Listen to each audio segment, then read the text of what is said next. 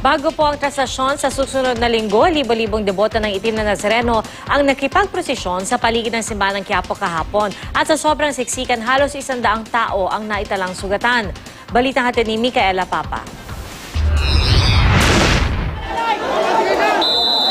Kahit puyat sa pagsalubong sa bagong taon, mahigit 5,000 deboto ng Itim na Nazareno pa rin ang bumangon ng maaga.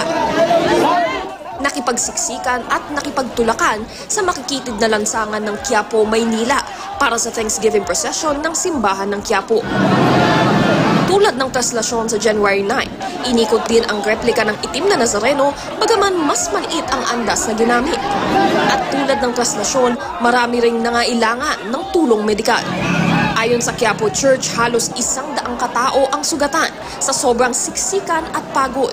Nakaantala rin sa posisyon ang mga basura at sasakyan na nakahambalang sa ruta ng posisyon. Pati na ang kalat na naiwan mula sa pagdiriwang ng bagong taon. Yung bubog, yung pako, dyan umaangal ang mga deboto natin. Mas marami tayong makukuhang injury pag hindi natin ginawa yan. Kaya pinala natin yan, patabi sa kalye. Patikim pa lang daw ito ng makikita sa January 9 na traslasyon, kaya dapat pag-ibayuhin pa ang paghahanda. Talagang ang nakapokus lang ang mga deboto natin during fiesta. Hindi katulad nitong January 1st, siyempre yung mga natin deboto, yung iba nasa bahay nila.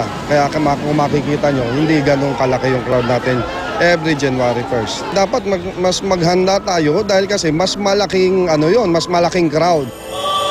Ang hindi naman nakipagsiksikan, maaga pa rin gumising upang magsimba at magpasalamat sa mga biyayang natanggap nila sa buong taon ng 2013. Ano po yung pinagpapasalamat natin? Oh, a lot for 2013, good health, and then sa family din.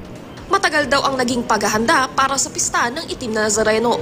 At siya na mismong nagtalaga kay MMDA chairman na mamuno sa disaster preparedness kasi itong high concentration of peoples is already a hazard in itself and we have to prepare very well para ma-prevent yung anumang sakuna. Micaela Papa, GMA News.